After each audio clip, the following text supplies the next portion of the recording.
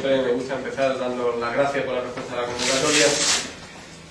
Vamos a seguir debatiendo y luchando contra la ceremonia de la confusión en la que nos quieren mantener desde el gobierno, que se dejen de transparencia, porque hay que recordar que si no es a raíz de la denuncia, primero, de la asistencia del informe y segundo, en sede judicial, de los hechos, la ciudadanía no se habría enterado de lo que ocurre.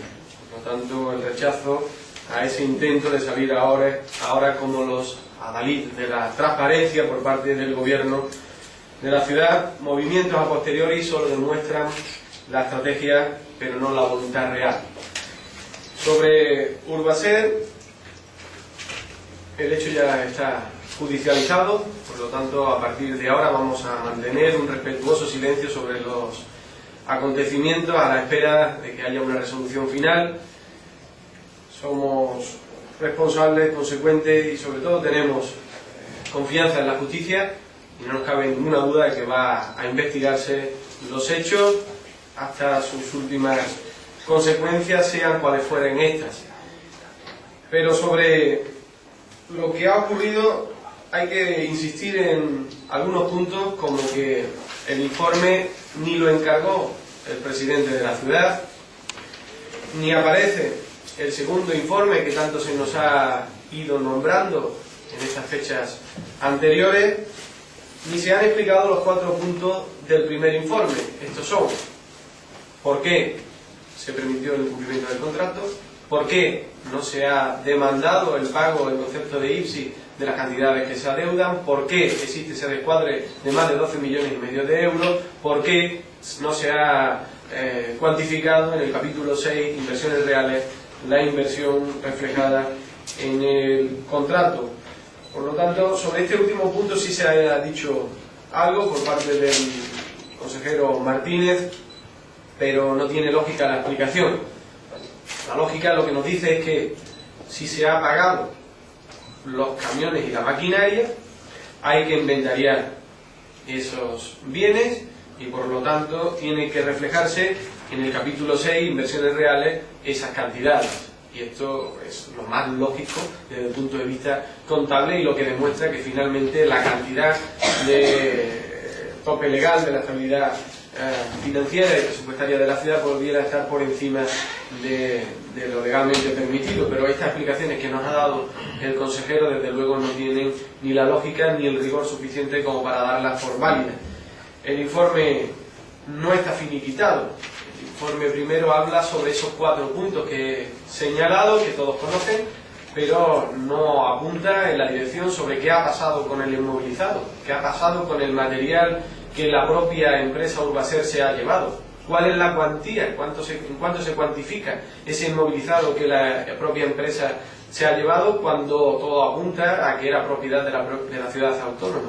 Esto también tiene que reflejarse y también tiene que cuantificarse dentro de los descuadres, dentro del descontrol que el propio contrato con Urbaser tiene de por sí. En mi opinión, van a tener que reconocerlo todo, no tienen otra salida y deben hacerlo cuanto antes. Porque la situación podríamos explicarla con el símil del buque que viene hacia los acantilados y cuando choque será la rata del faro la primera en saltar. Por lo tanto, será esa situación la que veamos en la ciudad. Cuando todo venga abajo, empezarán a abandonar el barco y nosotros llevamos mucho tiempo desde ese faro intentando iluminarles para decirles cuál es el camino equivocado que están llevando. Llevamos muchos años señalando al gobierno de la ciudad su gestión desastrosa, su desacierto a la hora de tomar decisiones que nos están arrastrando al fondo del mar. Será, como digo, la rata del faro la primera en saltar cuando esta situación ocurra. La situación es la que les he explicado, pero también hay ahora un nuevo apunte sobre otra empresa en la que de forma velada nosotros ya en otra intervención habíamos ido apuntando. Esto es Contenur. A la coalición Caballa le doy la bienvenida al lado de los tontos útiles, donde empiezan ahora a hacer sus propios movimientos respecto a la denuncia de lo que está aconteciendo. Y la maraña en el contrato con Contenur es igual de espesa, aunque las cantidades sean un poco inferiores, en base a la propia lógica del contrato, que es menor que el de Urbaser, pero como digo, la maraña es igual de densa y de espesa. Las interrogantes sobre las que trabajamos los socialistas y que han de ser explicadas en ese informe que se le ha solicitado son, en primer lugar, hay que demostrar la propiedad de la maquinaria de Contenur, la propiedad de los camiones de la empresa, porque la hemos pagado nosotros, la ha pagado la ciudad autónoma, por lo tanto tendría que estar también reflejada en el inventariado de la ciudad autónoma. En el momento en el que esos camiones estén en el inventariado, la pregunta más lógica es ¿por qué en el acta de 30 de enero se recepcionan 2 camiones? ¿Qué pasa con los otros 7? Hay 9 camiones y esto es lo que tenemos que poner negro sobre blanco, la propiedad de esos camiones, y como todo apunta, son propiedad de la ciudad autónoma, habría que preguntar dónde están los otros 7 camiones que no se han recepcionado y no vienen reflejados en esa acta de 30 de enero. Luego la pregunta que da el hilo conductor a la misma situación que Urbaser es cuánto se ha pagado en concepto de amortización por estos camiones. Y ya les avanzo que va a haber un descuadre. Ya les señalo que va a existir un descuadre en el pago por concepto de amortización, igual que ha ocurrido en el contrato de Urbaser. Si bien las cantidades pueden ser significativamente menores, como digo, por la propia lógica de las cuantías que se manejan en el contrato, lo cierto es que es un hecho que se va a reiterar y que se repite en la forma de supervisión y la forma de control de estos contratos. Si los camiones son de la ciudad, habría que dar también respuesta a otra pregunta que nosotros dejamos en el aire, y es si es cierto que la empresa Contenur se los está alquilando a la empresa Trax, porque podríamos estar viendo cómo hay una relación donde la primera alquila algo que no es de su propiedad a la segunda empresa, por lo tanto también la segunda empresa estaría teniendo un posible perjuicio. Esta es otra cuestión que tiene que aclararse, que tiene que explicarse, y que el gobierno en esa solicitud de informe que se le ha hecho tendría que poner, como he dicho antes, negro sobre blanco. Que encarguen informes, está muy bien, que encarguen los informes a todos los contratos, como han dicho, si es para dar explicación de toda la verdad y no para justificarla.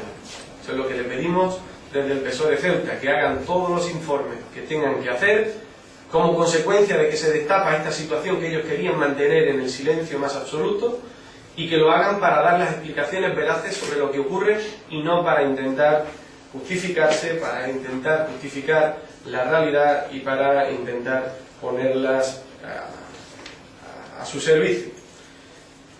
Bien, esta es la cuestión sobre los contratos que quería referirles. No solo el hecho de que siguen sin darse respuesta las 4 grandes interrogantes recogidas en el informe, no solo el hecho de que no se ha explicado una quinta parte, si ustedes quieren, que es la de qué ocurre con el inmovilizado que la propia empresa Urbaser se ha llevado y cuándo se cuantifica ese material, sino también las interrogantes que le acabo de señalar respecto al contrato de Contenur, que nosotros insistimos en que va a arrojar, una vez que se audite, los mismos descuadres, la misma forma que Urbaser, y que tiene todas esas interrogantes respecto a los camiones, respecto al inventariado y respecto a ese posible alquiler que haga de los camiones Contenur a Trax.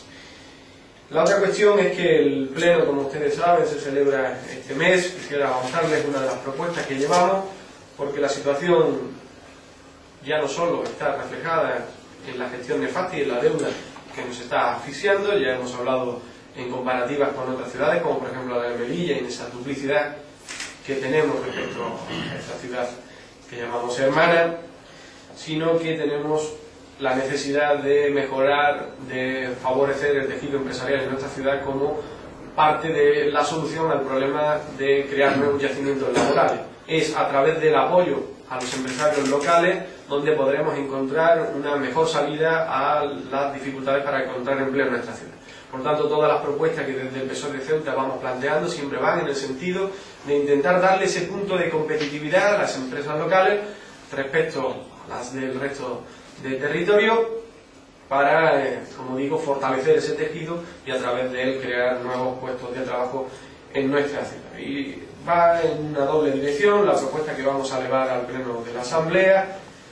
Por un lado, trasladar a la Mesa por la Economía, que hemos conocido la voluntad del Gobierno de convocar en breve el acuerdo de realización de un estudio sobre la viabilidad técnica y jurídica de implementar un sistema de bonificaciones al transporte de mercancías con fondos propios de la ciudad autónoma. Y por otro lado, instar al Gobierno de la Nación de forma subsidiaria a realizar las gestiones oportunas para la puesta en marcha en nuestra ciudad de un sistema de bonificaciones al transporte de mercancías similar al que actualmente tienen las comunidades autónomas de Canarias y Baleares.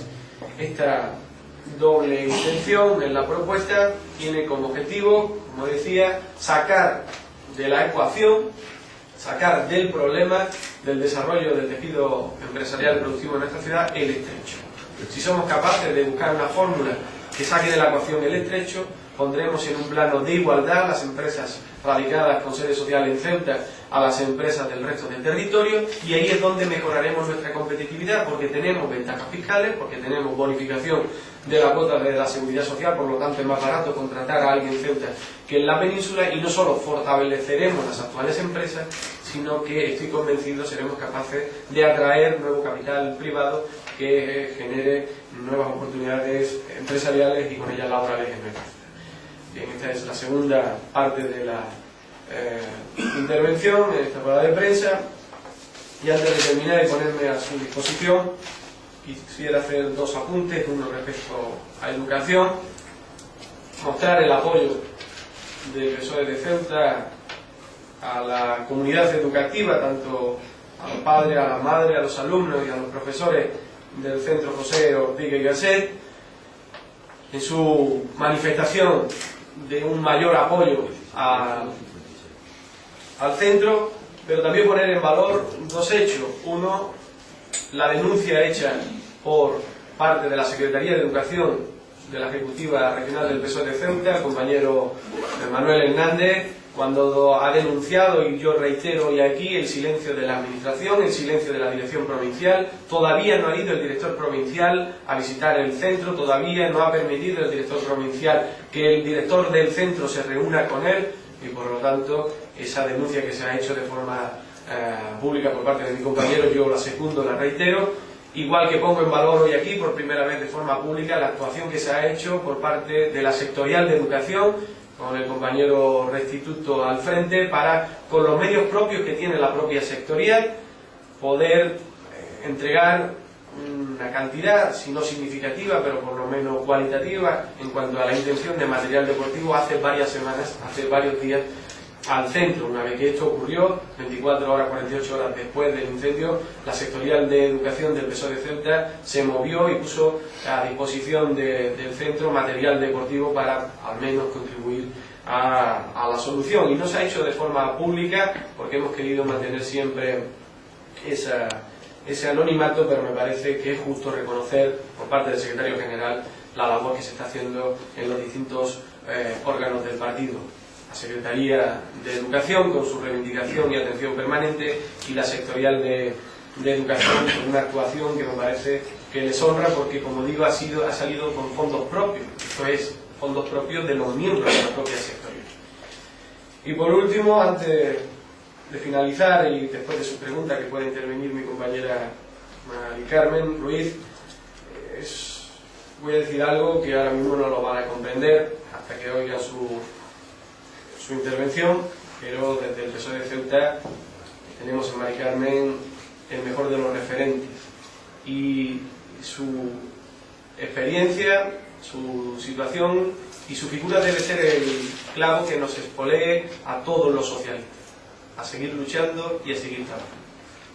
Bien, hecho respecto a ese apunte, luego ya podrán tener una mayor comprensión de lo mismo. Cualquier pregunta que quieran hacerme respecto a lo que he hablado, ¿Cuánto está bonificado a nivel nacional y a nivel local en Canarias y en las Islas Baleares? ¿Y qué nos falta a nosotros por llegar a esa bonificación? Bueno, lo que nos falta es un sistema de bonificación. Ya no es solo hablar de las cantidades en cuantía respecto a la bonificación que tienen, sino el hecho de que tienen un sistema de bonificación. Y nosotros lo que le pedimos al Gobierno de la Ciudad Autónoma es que inste al Gobierno de la Nación a que podamos andar en ese camino. Es verdad que hemos hablado mucho sobre esta cuestión, pero me parece que es el momento en el que vamos a plantear una búsqueda de una subvención propia con fondos propios, es decir, con cargo a los presupuestos generales de la ciudad autónoma, el que completemos la propuesta pleno con la solicitud a su vez al Gobierno de la Nación para que haga lo propio a través de sistemas similares a los que ocurren actualmente en el resto de comunidades extrapeninsulares. Pero también tenemos esa vocación de que en la Mesa por la Economía, como he explicado, se pueda, desde una perspectiva técnica y jurídica, ver las posibilidades, las opciones que tendríamos para bonificar el transporte con cargo a los presupuestos generales de la ciudad a través de distintas fórmulas. Una podría ser fletar una batea dentro de las navieras que actualmente trabajan en la línea de Ceuta, Algeciras-Ceuta, para que los empresarios con sede social en Ceuta puedan en esa misma batea, en una o varias, a que se pudieran acordar, pues importar y exportar sus productos. Esto, como digo, lo que va buscando es darle ese punto de competitividad a las empresas locales respecto al resto del territorio y sacar de la ecuación el estrecho, que es lo que realmente encarece y dificulta el florecimiento de un tejido productivo y empresarial potente que cree empleo en nuestra ciudad. Ha dicho que la cantidad sobre el desajuste de Contenur es menor que la de Urbaser. ¿De cuánto dinero estamos hablando más o menos? Bien, no está cuantificado todavía. La lógica nos señala que será menor porque el contrato es menor. Las cantidades que se barajan en el contrato con Contenur no son las cantidades que se barajan en el contrato con Urbaser. Con todo, lo que es significativo, lo que viene de alguna manera a evidenciar es que es la misma praxis, la misma forma de hacer las cosas y los mismos problemas reiterados también en este contrato de Contenur. No solo el descuadre que habrá en la amortización, el concepto de amortización de pago de los camiones, sino también las explicaciones oportunas respecto a dónde están los otros 7 camiones, si esos camiones, los 9, se aclaran de una vez por todas que son efectivamente, como todo apunta, propiedad de la ciudad autónoma, por qué no están en el inventariado, por qué no vienen reflejados en el acta de recepción, cómo es posible que haya una empresa que esté a su vez alquilando, realquilando esos vehículos a una tercera. En definitiva, una serie de interrogantes sobre la que no tenemos ahora ya la misma oportunidad que en el anterior caso de que hubiera un informe ya elaborado, pero en vista de que se ha solicitado la elaboración de uno, que se quede recogida y aclarada estas interrogantes, estas cuestiones que nosotros estamos planteando, tanto si es para desmentirlas como si es para intentar explicar. Entonces, el PSOE solicita en este caso que en el informe que está elaborando la ciudad incluya también esta cuestión y por lo tanto se ha presentado ante la Comisión Especial de Cuentas, ¿no? Efectivamente, nosotros hacemos la denuncia de estos hechos que a nosotros nos parecen ocurren de la manera que he explicado y por lo tanto le hacemos la petición al Gobierno de la ciudad que en el informe que se le ha solicitado, que va a elaborar, explique todas estas cuestiones. Ha dicho que el Urbaser se ha llevado el inmovilizado.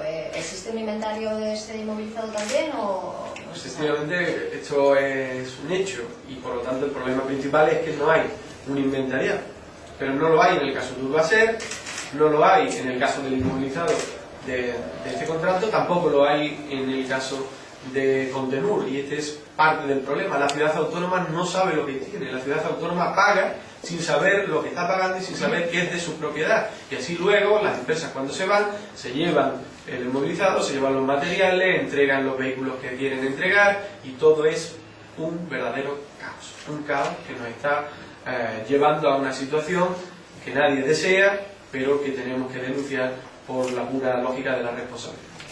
Ojalá, ¿y cuánto contacto con la empresa Tracia para confirmar que es cierto que le están alquilando la máquina de Contenur? Ha habido contactos extraoficiales, pero tampoco deben trascender más allá del reconocimiento de los contactos. Lo que es parte de la responsabilidad del Gobierno el dar explicación a estos hechos y ser ellos quien diga si efectivamente esos vehículos son propiedad de la ciudad o no lo son, que esta es la primera cuestión que hay que dirimir, y en el caso de que efectivamente, como he dicho antes, se concluya que son propiedad de la ciudad autónoma, pues explicar todos los extremos, cómo es posible que no estén en el inventariado, por qué no vienen reflejados en el acta, y si se estuviera produciendo ese alquiler que la empresa obviamente justifica, la empresa Contenur justifica en base a un propio criterio que me imagino tendrán oportunidad directa de preguntarles. El gobierno ha venido atribuyendo lo de Urbaser a un, digamos, vicio del contrato, el pago unitario, todo ese tema. En el contrato de Contenur también se establece ese pago unitario que podría desembocar en lo mismo, o son distintos. Bien, yo le agradezco la pregunta porque además me da pie a una cuestión que se me había pasado y quisiera referirles, y es que el gobierno está intentando decir que lo que ocurre en Urbaser es fruto casi de la casuística, ¿no? Pero aquí vamos a partir de un hecho. Yo dije antes, y el presidente del gobierno de la ciudad ha podido oírlo, que no ha sido él el que lo ha solicitado. Cuando digo ha podido oírlo, es que lo ha podido oír de forma directa. Pero vamos a dar por válida esa hipótesis y vamos a seguir el razonamiento. Si el presidente del gobierno de la ciudad autónoma encargó el informe, el presidente del gobierno de la ciudad autónoma ha dicho que el informe es brillante y por lo tanto reconoce el descuadre de más de 12,5 millones de euros, ¿cuál es la responsabilidad que ha pedido? ¿Cuáles son las decisiones que se han tomado ante este hecho? Y lo que es también importante, ¿qué papel juega el interventor en todos estos momentos? Que parece lógico que desde intervención se hubiera hecho ese segundo informe que ahora mismo todo el mundo habla de él, pero que nadie quiere firmar o que no existe. Parece lógico que desde intervención se hubiera explicado ya esta situación reflejada en el primer informe. Parece lógico que desde la intervención también se pudiera entonar un mea culpa sobre el control financiero y del gasto de este propio contrato, de lo que pudiera devenir de Contenur. En definitiva, una figura tan fundamental como la del interventor tendría que tener un papel mucho más activo a la hora de dar explicaciones, a la hora de informar sobre los hechos. Por lo tanto, aquí lo que hay que pedir es una responsabilidad al presidente del gobierno, una responsabilidad política, con él al frente como máximo responsable, porque no es de recibo que simplemente se queden en el reconocimiento de los hechos para luego intentar disfrazar la realidad y decir que son muy transparentes porque han pedido más informes. Los informes, se hayan pedido o no, arrojan y reflejan una realidad. Y ante esa realidad hay que responder. Y hay que dar la cara y hay que depurar responsabilidades. Y esto es lo que exige el PSOE de Ceuta, más allá de lo que finalmente concluya la vía judicial. Pero desde luego que tiene que haber una responsabilidad política por lo que está ocurriendo y por lo que reflejan los propios informes. Se hayan encargado o no, que existen y los que vendrán. Sí, sobre esta cuestión, por todo el gobierno, decía el pasado viernes, volvía a insistir en que no se había pagado un euro de más de lo que aparecía en el contrato. Sin embargo, señalaba que el precio que aparecía en el contrato estaba por encima del precio real de la maquinaria. ¿Estamos entonces hablando de 12,5 millones de euros más de lo que aparece en el contrato, según el PSOE, o es que el precio de la maquinaria es inferior al que aparece en el contrato? A mí no me han dado todavía las suficientes explicaciones como para hacerme pensar lo contrario de que se han pagado 12,5 millones de euros de más. Esa es nuestra opinión y eso es lo que defendemos en base al propio informe, que no son las 3 hojas que se ha podido conocer, sino es el documento extenso que se ha elaborado. En nuestra opinión se mantiene esa idea de que se ha pagado 12,5 millones de euros de más. Ya luego tendrán que explicar los porqués, pero en nuestra opinión se sigue manteniendo esa situación, de que no es que haya habido un descuadre en las cantidades y que la cantidad final que se ha pagado sea la que se aclaró desde el primer momento en el contrato, la que se acordó desde el primer momento en el contrato, sino que ha habido un descuadre que ha supuesto un pago de más en esos 12,5 millones de euros de los que hablamos. Y esa sigue siendo la opinión del PSOE, todavía no desmentida por el gobierno, todavía no explicada suficientemente por el gobierno, y por eso es lo que le decía anteriormente, que van a tener que reconocerlo todo, porque no tienen otra salida, no hay otra salida posible, porque a poco que empiezan a tocar otras cuestiones para intentar ver si pueden ir justificando por ahí, se van encontrando con los caminos cerrados, se van encontrando que tocar otras cosas todavía añade más problemas al actual, y por lo tanto en ese reconocimiento de lo que está ocurriendo es la única vía que tiene este gobierno y además, insisto, tienen que hacerlo cuanto antes. Entonces, perdón, que insista con la misma pregunta. Lo que quiere decir es que, en realidad, el coste de la maquinaria tendría que haber sido inferior al que aparece en el precio de ese contrato, ¿no?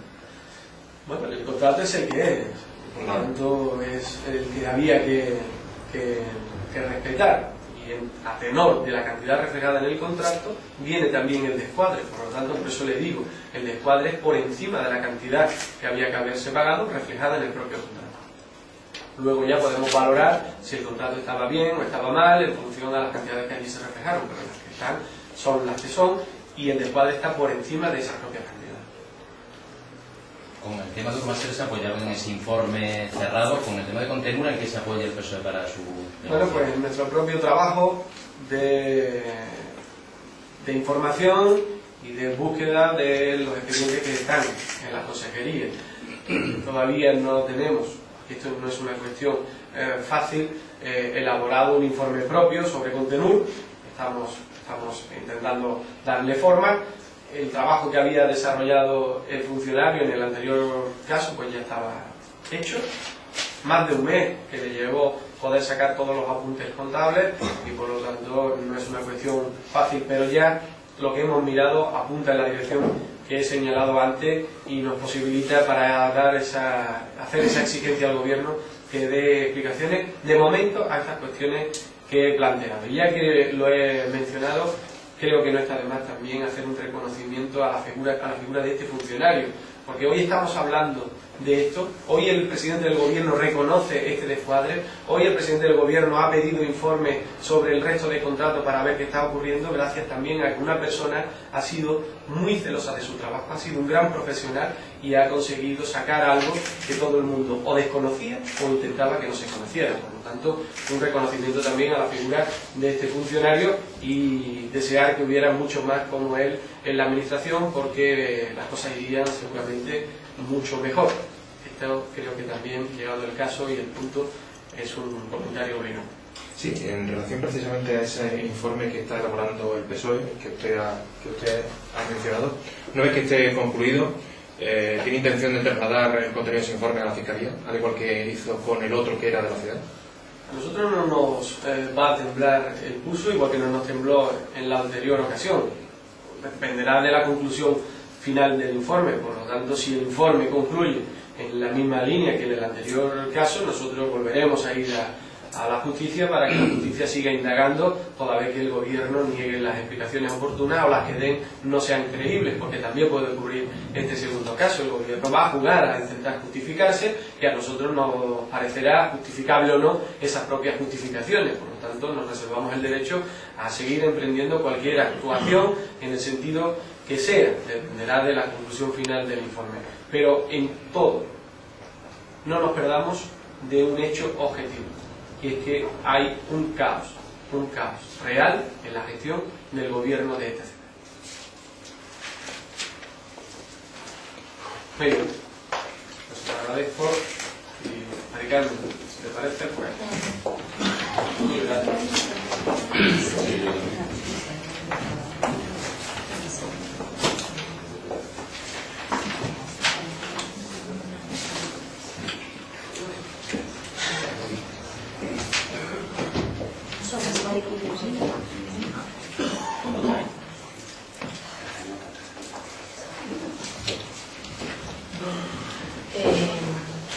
Quiero agradecerles, por supuesto, la presencia de todos ustedes aquí, sobre todo la atención que me están prestando en este momento. Acudo a esta rueda de prensa como miembro del Comité Ejecutivo Regional del Partido Socialista de Ceuta.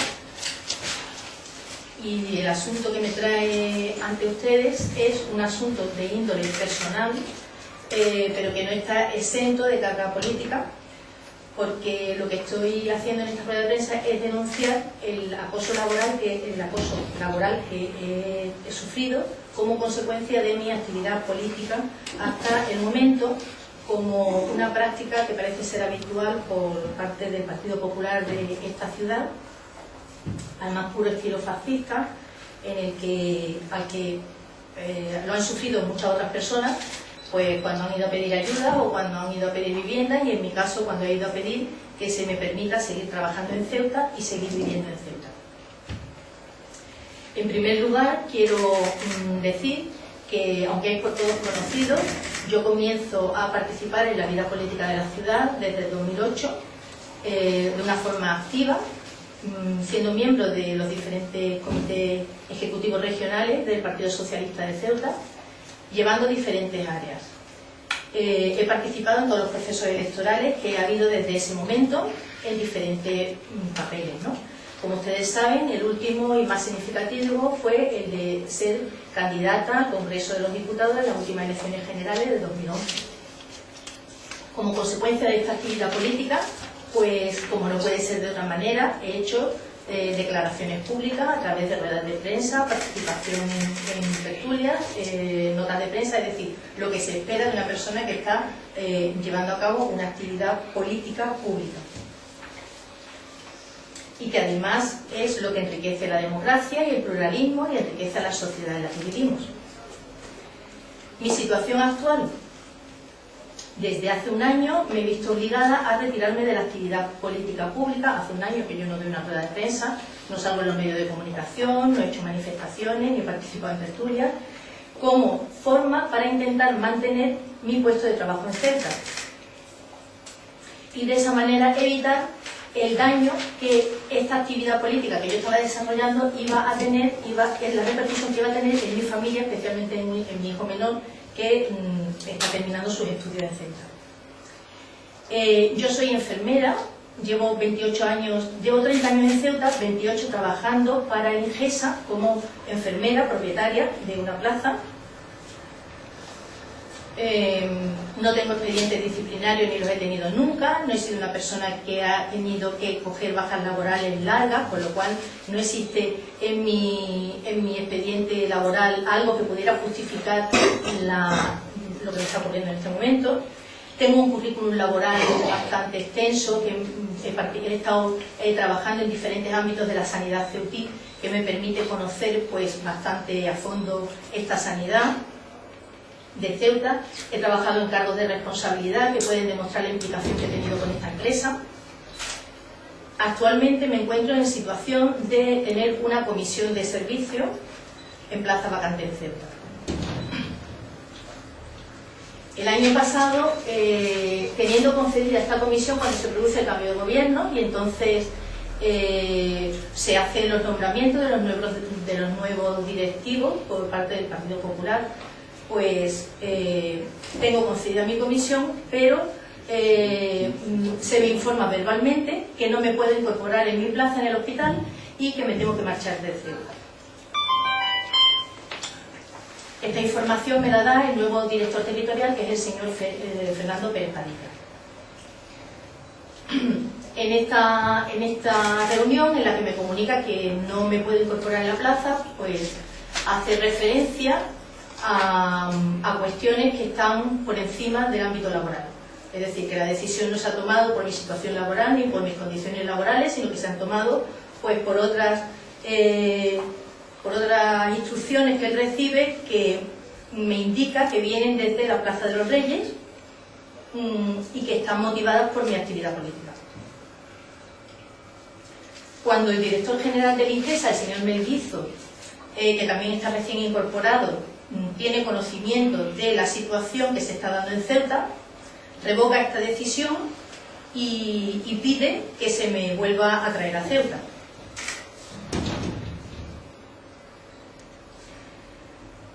Los hechos objetivos que yo puedo demostrar hasta el momento son que en este momento se han concedido todas las comisiones que se han solicitado en la ciudad, absolutamente todas. La única que no se ha concedido es la mía.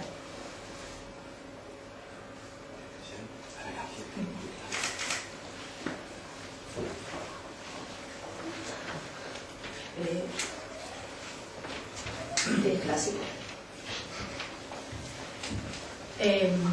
Como decía, se han concedido todas las comisiones que se han solicitado desde que se incorpora el director territorial, don Fernando Pérez Padilla. La única que no se concede es la mía. Se da la circunstancia de que puede estar, yo me pongo en contacto con el director territorial para saber el motivo de la no concesión y él me comunica que se debe a unas instrucciones que recibe desde los directores de los servicios centrales de Madrid, que hacen pues que las comisiones no se vayan a dar porque tienen unos intereses, como son sacar a personas que están en el paro en Ceuta, de la bolsa de paro, para que ocupen esas plazas. Motivo que yo entendería perfectísimamente. ¿Qué sucede? Que yo me pongo en contacto con los directores de Madrid y esos directores de Madrid me dicen que ellos no han dado ninguna instrucción. De hecho, lo he traído, un documento en el que ellos me lo dan por escrito. Me dicen que ellos no han dado ninguna instrucción y que la decisión depende exclusivamente del director territorial. Cuando se solicita una comisión de servicios, se piden informes, ¿no? Entonces, el director gerente me convoca a una reunión en la que me informa que él, la comisión de servicios, la informa positivamente, porque todos los informes que él recibe de las directoras de enfermería, que son mis jefes directos, pues son positivos. Y que como él no tiene ninguna instrucción para revocar las comisiones, pues no puede hacer un informe negativo. Cuando yo hablo con el director territorial, me dice todo lo contrario, que tiene instrucciones de Madrid. Y cuando hablo con los jefes de Madrid, me dicen que ellos no han dado instrucciones.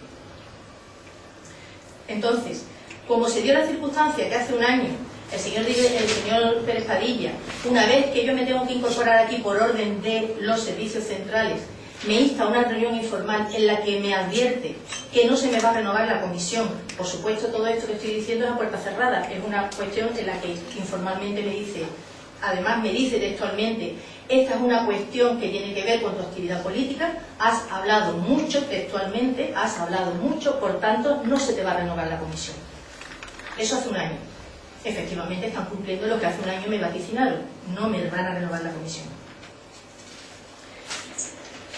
Entonces, ante estas circunstancias es por lo que he decidido pues hacerlo público.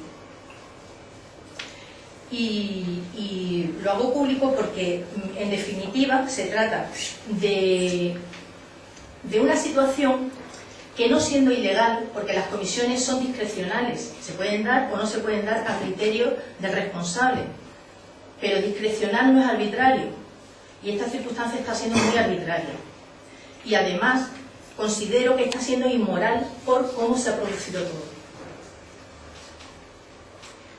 Con ello no me queda más que decir pues que nos encontramos en manos de unos gestores que no tienen criterios para realizar el trabajo que se les tiene encomendado, que están cometiendo una serie de tropelías, no solo por mi comisión, sino por muchas otras cuestiones que estamos viendo, como son los conflictos que están teniendo con sus directivos, como es la incapacidad que están demostrando para organizar las vacaciones del personal sanitario, como es las mentiras que nos están contando acerca de la no reducción de plantilla cuando sí se está produciendo una reducción de plantilla.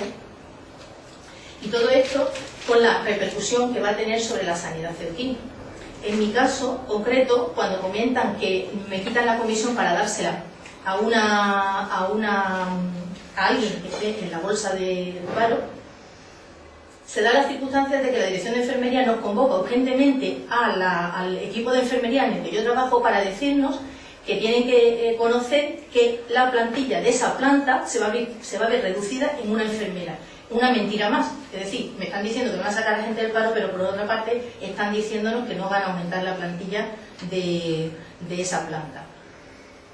También se dio la circunstancia, otra arbitrariedad más, que quería poner como ejemplo del por qué yo estoy aquí también, del hecho de cómo me dicen no se van a conceder comisiones porque recibimos instrucciones, y en el mismo momento que a mí me están negando la comisión, a otra persona, también enfermera, también que pide conciliación de la vida familiar, en el mismo mes se la están dando.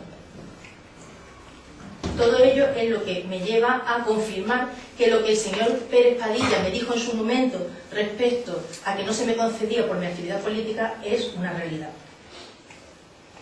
Entonces, no me queda más que decir pues, que estamos en manos de la dictadura del Partido Popular en Ceuta, que actúan de una forma fascista, que estás con ellos o estás contra ellos, y si estás contra ellos pues van a hacer todo lo que puedan por fastidiarte, si les resulta posible, que no tienen idea de lo que significa la palabra libertad de expresión ni lo que significa libertad política, que es un derecho fundamental que tenemos gracias a una democracia y una constitución, y que en mi caso, como el de otros compañeros, estamos sufriendo esta actitud, como digo, fascista, y yo lo único que quiero es decirlo públicamente para que esto, que también le estará ocurriendo a muchas otras personas anónimas, pues no vuelva a suceder, o por lo menos se lo piense mucho de ahora en adelante. Y esto es lo que quería decirles. ¿Qué dicen los sindicatos ante este hecho? Yo me he puesto en contacto con los sindicatos a nivel local y a nivel de Madrid. Se ha intentado hacer pues que cambien de opinión, que cambien de criterio, que den alguna explicación razonable, pero la verdad es que no hay explicaciones razonables. Lo peor de todo esto no es la cantidad de incoherencia y la cantidad de incongruencias que se están produciendo en esta situación. Cuando se reúne de nuevo con Pérez Padilla, le entrega ese papel y con el papel de los servicios generales le niega directamente y le vuelve a aludir que es de Madrid, con el papel de la No, una vez que yo le enfrento a una mentira, es decir, si tú me estás diciendo que los servicios centrales son los que te están imponiendo esa decisión y los servicios centrales me dan por escrito que ellos no son, que lo podéis leer si queréis, los servicios centrales no tienen nada que decir en ese tema, en ese momento lo único que dice es: la decisión está tomada, no te vas a quedar en Ceuta y no voy a cambiar de opinión. El tema es que él previamente, hace un año, me lo dice, y me lo dice en dos ocasiones diferentes. Esto está motivado porque has hablado mucho, porque te has significado políticamente y porque estabas de parte del PSOE. A lo mejor si hubiera estado de parte del PP no me encuentro en esta situación, seguramente. ¿Y lo vas a recurrir a través de Díaz Melguizo o de algún otro modo? Esta carta viene por indicación de Julián Díaz Melguizo. Ellos lo que han hecho ha sido delegar toda la responsabilidad en el director territorial de Ceuta. Yo lo que voy a hacer es ponerlo en manos de un abogado para ver qué es lo que sí puedo hacer. Bueno, y mientras tanto, ¿tienes que irte ya de Ceuta? Nada, o... yo me voy el domingo ya, de Ceuta. Es decir, ellos han decidido que no quieren que siga viviendo en Ceuta y yo me marcho, mi familia se queda aquí, mi hijo se queda aquí y bueno, nada más.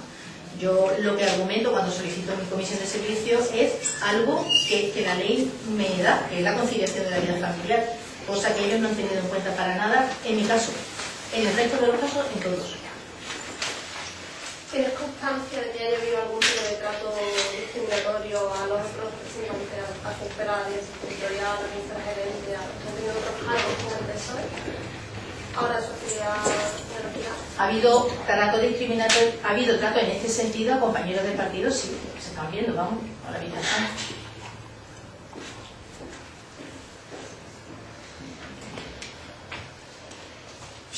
¿Tiene la notificación por escrito del director territorial de su decisión? Sí, en la que dice que no está suficientemente justificada la cobertura de la baja, de la vacante. Es decir, él escribe que me quita la comisión porque no es necesaria cubrir esa vacante. Pero por otro lado, está vendiendo la idea de que lo quiere hacer para contratar a la gente de la bolsa. Y la realidad, por eso digo, yo me remito al objetivo. El objetivo es que que la Dirección de Enfermería nos reúne urgentemente para decir que la plantilla de la planta en la que yo estoy trabajando pasa de 25 enfermeras a 24. Con lo cual, el hecho de que yo me vaya tiene una repercusión directa sobre el equipo de enfermería en el que yo estoy trabajando. Y además, está poniendo en evidencia que están haciendo una reducción encubierta de la plantilla. Cosa que han hecho pues, con obstetricia, donde han quitado auxiliares, matronas y enfermeras, y cosas que van a seguir haciendo a lo largo de estos meses. Por tanto, lo que también está poniendo en evidencia es que nos están mintiendo. ¿Y tu plaza dónde es? Granada. Pero vamos, que vuelvo a repetir, yo llevo 28 años en Ceuta, llevo 30 años en Ceuta, 28 trabajando todos para limpieza, para el SAL. ¿Han sido comisiones de servicio? No, yo tenía mi plaza aquí por unas circunstancias personales, vale. Hice un traslado hace 4 años y medio y bueno, como tantas personas tienen situaciones administrativas X.